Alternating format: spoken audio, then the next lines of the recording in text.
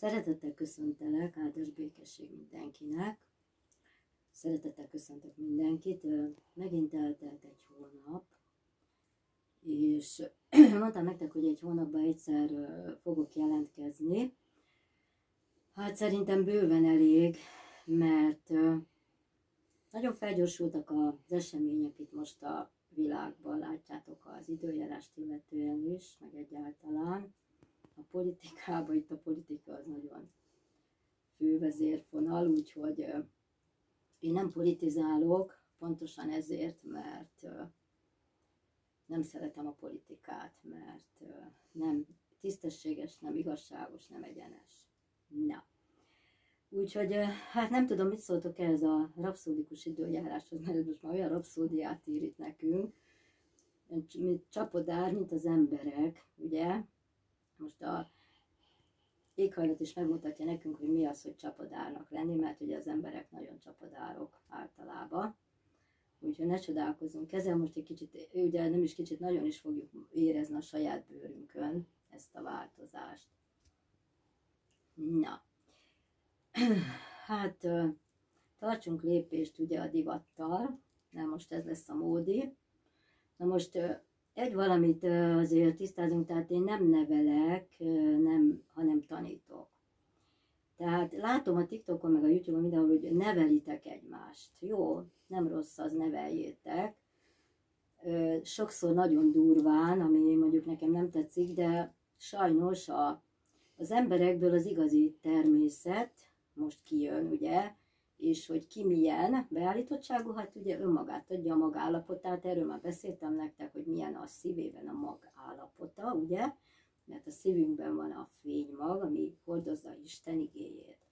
Na most attól függ ez a magállapot, hogy mennyire fogadjuk magunkba az isteni fényt. Ugye ezt már elmondtam, és tulajdonképpen a mag ébresztés a lényeg, hogy ébresszük magunkba a Jóistent fel, a magot, a fénymagot, és ez árulkodik az emberek magállapotáról, hogy milyen stílusba beszél, hogy viselkedik, stb.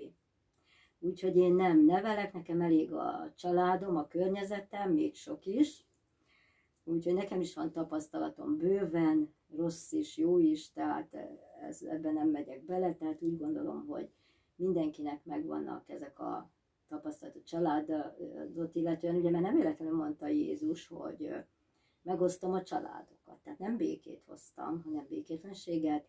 Na most éppen erre akarok rátérni, hogy most ugye nagyon foglalkoztok azzal, hogy pontosabban mindennel, csak nem a lényeggel. Tehát ugye mondogatjátok, most nem mondjuk ki, hogy Anunnakik, vagy viperafajzatok, vagy éppen Jézus követők, teljesen mindegy. Tehát egy a lényeg, hogy ne azzal foglalkozunk, hogy megint megkülönböztessük egymást, hanem egy a lényeg, hogy mindenkire vonatkozik a génmódosítás. Tehát hibás génnel születtünk be ide. Ez azt jelenti, ugye ezt már elmondtam, hogy elfordultunk Istentől, tehát azért mondja a Biblia bűnösnek mindenkit, mert a génjei hibásak, tehát ferdültek. Na most ezt a ferdülést kell helyrehoznunk mindenkinek, génmódosítást kell a tudatunkon keresztül.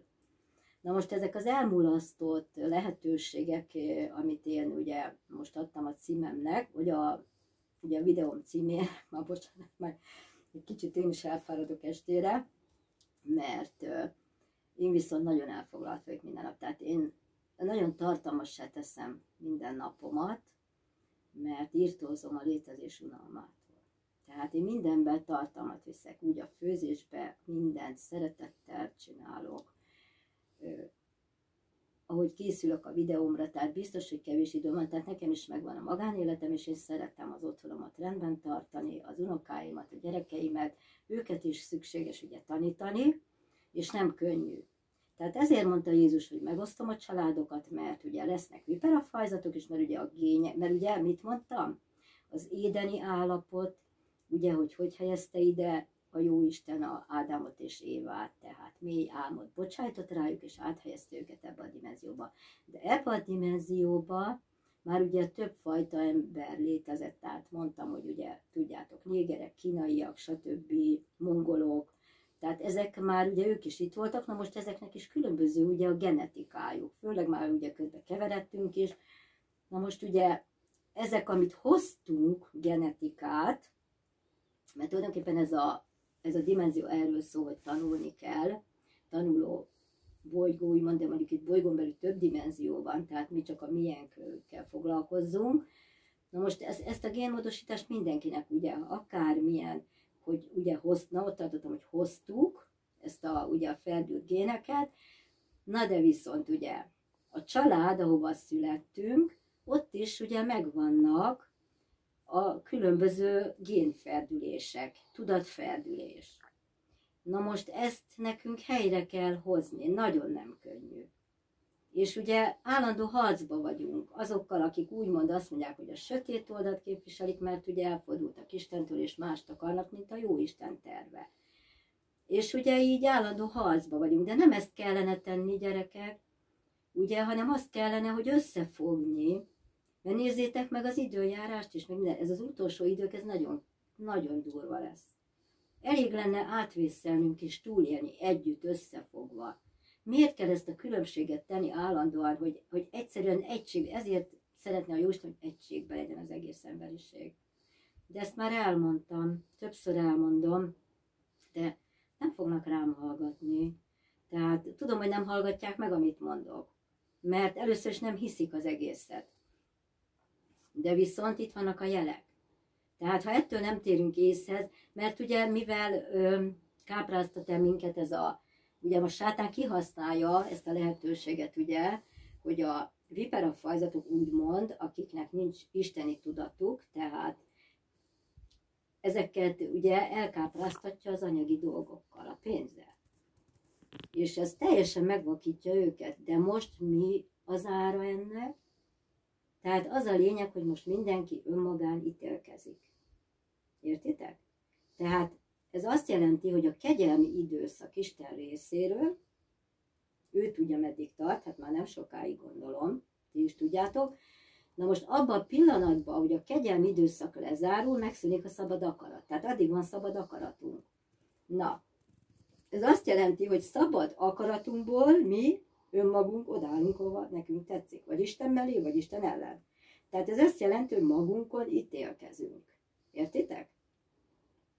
És aki mondjuk úgy dönt, hogy Isten ellen van, tehát nem, hanem sátán tervébe vesz részt, ugye, ami most is folyik sajnos, hát bezáródnak a dimenziókapuk, és itt megmondtam a dimenzióváltást, ez egy nagyon okos terv, és nagyon szisztematikusan megy, folyik a napatya, földanya kooperálásával, tehát itt összedolgozik minden, az időjárás is, mert ugye intelligens energiákról beszélünk, tehát itt Isten mellett van, és az lesz, amit Isten akar.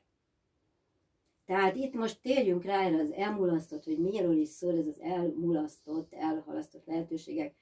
Mi jut eszembe erről elsőnek? A elsüllyedt világok, ugye?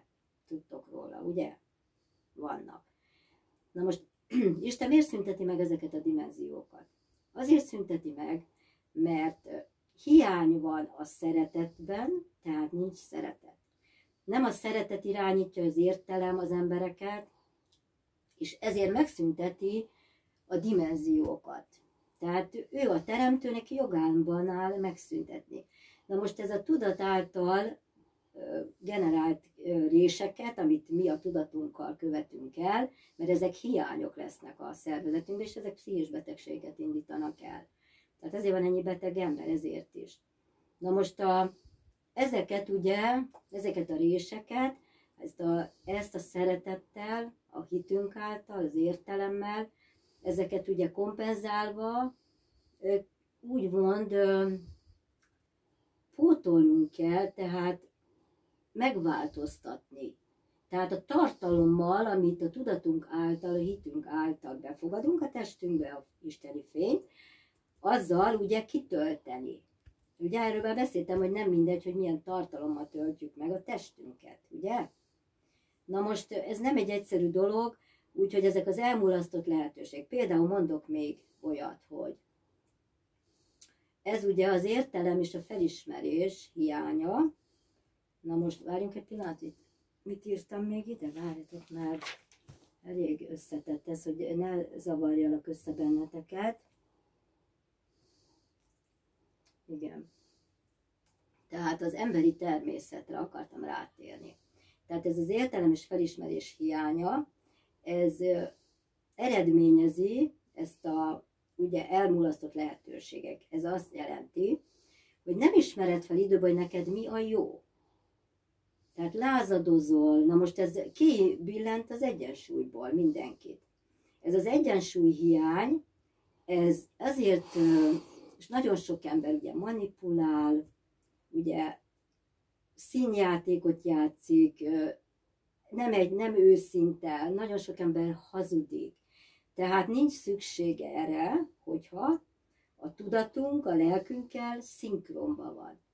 Na most még arra kitérek, hogy akik járnak ilyen halott látókhoz, tudjátok, nagyon tényleg becsapnak benneteket a halott látók. Tehát TikTokon is látom és olvasom, és tényleg annyi hazugság van, hogy először is tisztázunk valamit, hogy ha innen elmegy egy ember, tehát meghal, a teste mozdulatlan lesz, a lélek kiszáll belőle, az maga a Jóisten. Tehát visszamegy Jóistenhez a lélek. Azon a csatornán, ahol ugye, mert itt rend van, tehát egyik csatornán jönnek a születendő lelkek, a másik csatornán mennek azok, akik ugye meghalnak, és a lélek megy vissza Istenhez. Na most, de viszont olyan 50 napig körülbelül, ugye itt van még a lélek, na most azért lehet valakit feltámasztani, ugye Jézus is, amíg még a lélek itt kering. Utána már szó se lehet róla, tehát nincs feltámasztás. Na most elneveszítsem már én is a fonalat. Tehát a lélek, azt, amit sokan nem értenek, visszamegy, ugye, de amíg itt van mondjuk, akkor ugye elmennek a halott látóhoz a rokonok, mert ugye elmulasztották ők is mondjuk a halottjával tisztázni, még életébe olyan szituációkat, amit nem tud feldolgozni. Tehát azért mondom, még él azért, addig kell odafigyelni ezeket a dolgokat, akármennyire nehéz, tehát ez is egy elmulasztott lehetőség. Tehát azért az életünkben nagyon sok ilyen van, és ez lelkiismeret furdalásokat ugye eredményez ez is, és ugye a másik pedig az, hogy tehát a lélektől tudunk információt kapni, tehát amikor meghal a test, ez nagyon fontos, elmegy az illető, egy mozdulatlan lesz ugye a lélek nélkül, ő már nem ő van ott, amikor a halott látó azt mondja, hogy ő megidézi, nem. A lélek még 50 napig a testtel kapcsolatban van, és ezért tudja a test, hogy mi történik. Tehát a lélek közvetít 50 napig. De 50 nap után már az illetővel nem tudtok kommunikálni, tehát a lélektől jön akkor is az információ. Tehát a lélek adja az információt, mert a lélek lementi, mint egy szoftver, rámenti az egész illetőnek az egész személyiségét, egész életét, és onnan jön az információ. Tehát ez egy becsapás, hogy a hallottal, aki elment, hogy azzal beszélgetsz meg, azzal beszélget. Ez nem igaz. Tehát ezeket ne higgyétek el. Tehát ez is egy olyan elmulasztott, tehát ez is egy példa volt. Na, mit írtam még ide? Várjunk egy pillanat.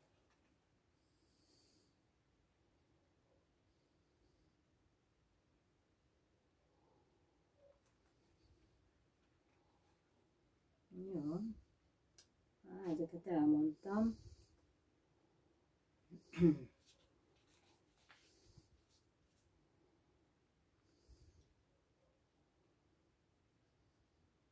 Na. Úgyhogy egy érzelmi érettség szükséges ahhoz, és ezt hitünk által kapjuk meg mindenhez.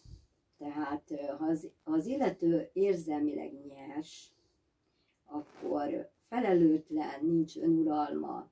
Tehát az önuralom egyenlő, ugye, az érzelmi érettséggel. Na most ugye Jézus is kérdezte, ugye, hogy felfedeztétek-e már a kezdeteket, hogy a végről kérdezősködtök, ugye? Tehát ő is azt mondta, hogy itt ebben a világban minden hiába valóság, egyedül a szeretet, ami lényeges. Tehát mindent a szeretet határoz meg. És akárhova fordítjuk a dolgokat, csak a szeretet. Tehát ugye a hit is olyan, mint a szerelem, tehát nem könnyű. Tehát mindent meggyőződésből kell tennünk. Na most én is ugye meggyőződök mindenről, tehát utána már nem tudnak meggyőzni semmiről. Tehát ahhoz, hogy neked igaz hited van, és ezt gyakorolt, tehát Jézus azért mondom ugye, hogy Jézus igéjét, tehát éljük az igét. Tehát nem csak az, hogy meg is kell érteni, tehát nem csak az, hogy beszélünk róla, megértsük, és éljük az igét. Nagyon nagy különbség. De ezt nem lehet ilyen görcsösen tenni, görcsösen. Mert mindig ahhoz hasonlítom, hogy megfogod a sivatag homokját, ugye, és minél jobban akarod szorítani, annál jobban kimegy a markodból, a kezed közül. Tehát ez is olyan, hogy nem szabad görcsösen a hitet, tehát ugye én is, amikor így beszélek, vagy írok, vagy bármi, én nem gondolkozom, hanem jön. Tehát hagyni kell, hogy jöjjön, hogy folyjon. Egyszerűen jön belém a fény, hagyom magamba áramlani a fényt. Folyik és jönnek a gondolatok, tehát ezerféle gondolatot tudnék még mondani mindennel kapcsolatban. Tehát amikor én leülök és írok valamit, egy mondatot, már jön ezerféleképpen az információ. Mert hagyom hömpölyögni. Tehát ez azért mondom, hogy nem lehet görcsösen, sőt, megfigyelted magadon, mondjuk megfigyeltitek, hogy gondolkodok, mert nem jut eszembe valami. Minél erősebben akarom, és hogy is hívják, vagy mi, nem jut eszembe. És amikor ilyen lazán veszem, és hopp, beugrik. Tehát nem szabad görcsölni, nem görcsölünk. Ez is nagyon fontos. A hittel kapcsolatban ez a legfontosabb. Azért nézegetem közben, hogy ne veszítsétek el a fonalat, hogy ne zavarjalak össze benneteket.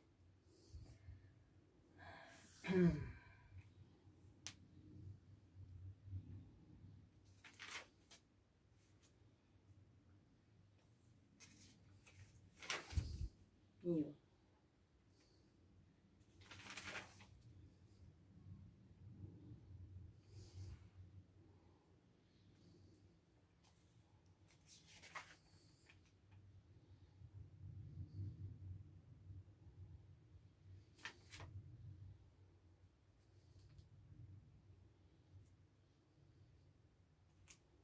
Igen. Az előző videómban, úgyhogy elgondolkoztam ezen, hogy beszéltem nektek arról, ugye, hogy a legtöbb ember, akinek zavarja a fény a szemét, hogy napszemüveget hord, mert ennek az az oka, ugye, hogy ők megtagadják a fényt, szó szerint. Tehát nem tudják magukba fogadni. Most mondtam, hogy ahogy nem fogadja magába a fényt, ugye nem ébred a tudata. Tehát egy alvó emberrel áll szembe, olyan föntről úgy látják az angyalok és Isten is, mint egy ilyen alvó állapotban lebegnél, energiába. Tehát egy alvó tudata van, és ez a tudat ez nem józan, tehát nem tud józanul dönteni, úgyhogy nem tudatos. Tehát itt ezért is vannak azok, ugye, hogy az elmulasztott lehetőségek akár egy kapcsolatban, szerelemben, munkahelyen, bárhol, vagy az életbe elmulasztott. Tehát ezek már visszafordíthatatlanok. És ez most nagyon fontos, hogy erre odafigyeljünk, és ez, hogyha elmulasztott lehetőségeink vannak, akkor ezek mondom rést nyitnak, az elménk által rést nyitnak a auránkba. És ez befolyásolja az egész személyiségünket. És utat nyitunk ugye a rossz energiáknak, a démonoknak, ugye, mert most itt vannak, és már kaput nyitsz nekik, és már beléd telepednek energiába, és már irányítják a testedet, legyengítenek, legyengülsz, és nem tudod, hogy mitől vagy állandóan fáradt, nincs saját gondolatod, úgy érzed, hogy össze vagy zavarodva, ugye? Tehát ezzel kaput nyitsz a rossznak. Hát nem egyszerű.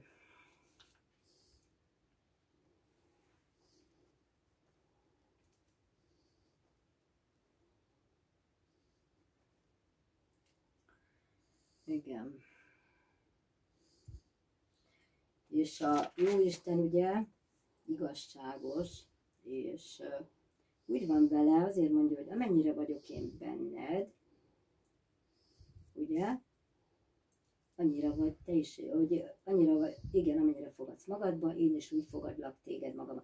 Tehát amennyi fényt fogadsz magadba, mivel Isten igazságos, ugye amennyi igaz energiát, fényt sugárzó szeretetet magadból, mindig annyit kapsz vissza. Tehát az univerzum, Isten igazságos, és ez nagyon fontos, és ez mindig ellenőrizve van, kontrollálva. Tehát őt nem lehet becsapni, megtéveszteni, úgyhogy ezt önmagatokon is tudjátok kontrollálni, oda kell figyelni a környezetetekre, hogy az embereke nem könnyű, nagyon nem könnyű most, főleg utolsó időkben kijön, van akiből a gonosz, van akiből ugye a szeretet, és ők is nagyon nagy gondban vannak, mert látják maguk körül ezt a világot, ezt a dimenziót, ahol nem a szeretet irányít. Tehát észre lehet venni, úgyhogy most azért nagyon kemény idők várnak ránk, meg kell, hogy mondjam, mindenkire, úgyhogy van, aki meghallgatja, amit mondok, én nagyon szépen köszönöm, tényleg még egyszer meghallgatjátok, de az biztos, hogy nekünk is most, akik tanítunk, nagyon erősnek kell lenni, tehát nem szabad elbizonytalanítani, mert most kell még csak nagyon erősnek lenni, és határozottnak. Úgyhogy nézzük, mi van még itt.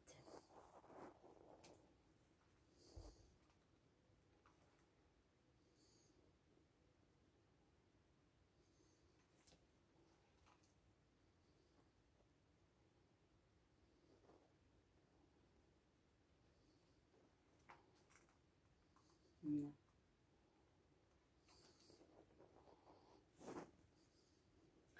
Tehát még annyit, gyerekek, hogy ezeket a elme által ütött réseket, ami ugye keletkezik, és ugye ez hiány, tehát Isten a hiányt látja, és ezeket kell, ugye, ez nagyon fontos, hogy felismerjük magunkban, hogy ahogy nő a szeretet bennünk, ezeket tudjuk kompenzálni, ez szinte nem is tudatos, ez kompenzálódik saját magunkban. Úgyhogy nagyon fontos a tudatunknak, hogy a lelkünkkel szinkronba legyünk. És így tudunk a Jóistennel is ugye hitünk által egységbe és szinkronba lenni. Úgyhogy aki őt szereti és elfogadja ugye Jézus tanítását, mert ez bizony Jézus tanításával tudjuk ezeket a problémákat ugye leküzdeni. Na most, hát ugye különböző vallások, más mondja, hogy ki mibe hisz, meg stb. Ez itt most már ezzel nem szabad foglalkozni, hogy ki mibe hisz. Tehát itt egy forró kockán az, hogy át tudsz menni a dimenzióba, tudsz dimenziót váltani. Megvan a Bibliában is írva, hogy aki nem felel meg ugye ezeknek a törvényeknek, ugye a szeretetről szól az egész, az ugye nem tud váltani.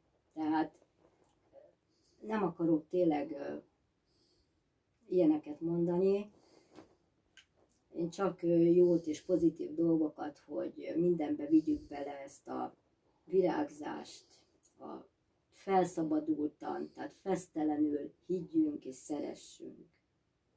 Jó?